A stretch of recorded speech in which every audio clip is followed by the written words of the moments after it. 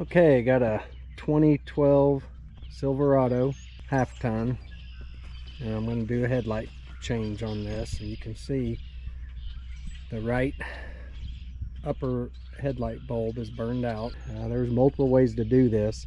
One is you can pull this top plastic piece off, and you got to deal with all these little clips, and everybody that's ever messed with those know that they never go back in the way they're supposed to. Usually they get damaged when they come out, but but once you get that off, then you still got to pull the grill out, and then you can take these bolts loose, and then eventually you can get the headlight to slide out the front. The other way to do it is to pull this airbox out, and I think that's the way I'm going to do it because it looks pretty simple.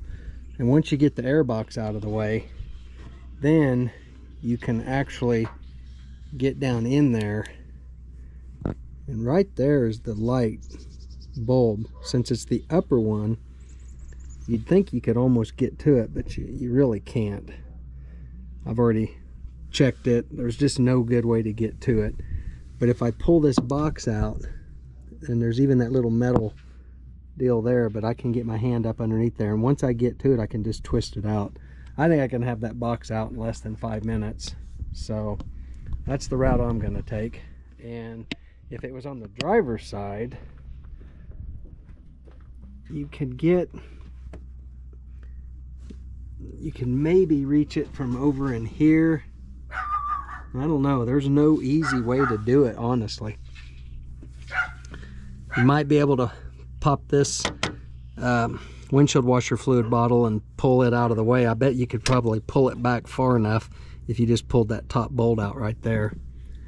So, but anyway, I'm not changing this side, but if I had to change that side, that's probably how I would do that one.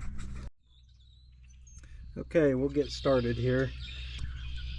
This is a T25 Torx. Basically 4 screws.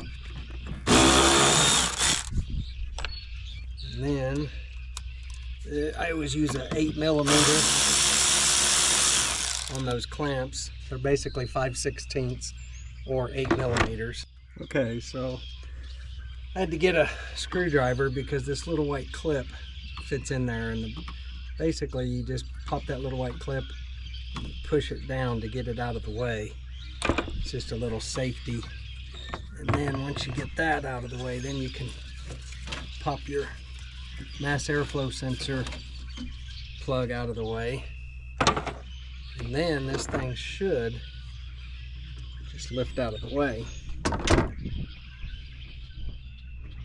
Like I say, I have never taken this one actually apart right here, but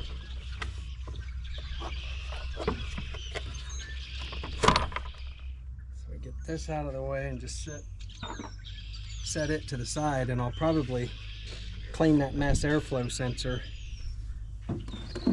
while I got this thing apart. And then to get this out of there, it seems like it just lifts out. All these Chevys are kind of the same. I'll show you what it looks like in here. So like I say, once we get that box out of the way, then you can see there's quite a bit of room in there, and that top bulb is the one I'm after. Just twist it to the left, and it pops right out. So since this one's burned out, I'll pull it loose and I'll touch it, but when I go to put the new one in, you're not supposed to touch these. You get oil on these, so you want to use some rubber gloves or leather gloves or something when you go to put it back in. Apparently the bulb I had gotten was the wrong one, so I went and got the correct bulb. And I'm being real careful not to touch the actual glass portion. But I had to go get an H11 bulb because it was the top bulb that's burned out, which is the dims.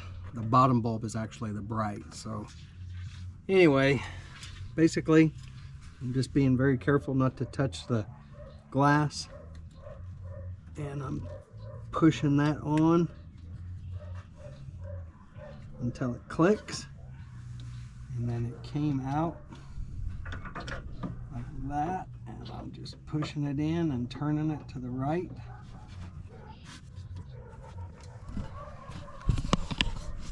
Again,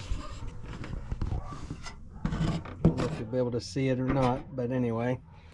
So I still got the airbox to put back in, and I'm gonna go turn the headlights on and make sure it works. There's the driver's side, and there's the passenger. So now I'll fiddle this thing back down in there. I think the ticket is this. You gotta pull this grommet off of here.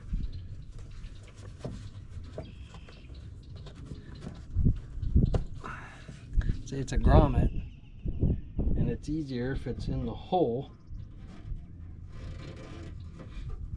There you go. That is what the problem was. So now, and I could probably put a little bit of WD-40 on that, but I think it'll go on in now.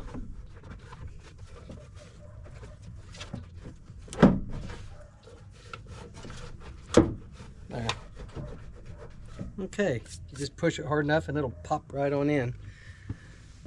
And this is a fairly new air filter. We'd already changed that a while back, so that's good. And then you get that cover. And again, I had that cover over there because I was cleaning out that mass airflow sensor right in there. Sometimes it's easier to pull them screws all the way out because sometimes they can get hung up. And I'll just finger start them here. All right.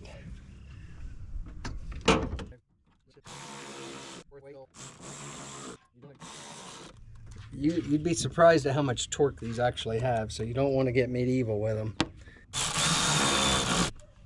And then we'll tighten up the hose clamp on here. You can see there's basically one way. See, and you don't have to get medieval with that. Trust me, this little 1/4 inch drive ratchet's got a lot more oomph than what you might think. And we'll put this back on till it clicks. And I got the little white thing over here. This is that little clip, that's a little safety clip that they put in these.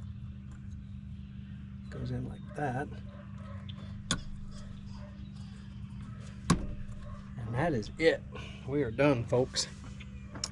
All right, that is how you do a headlight.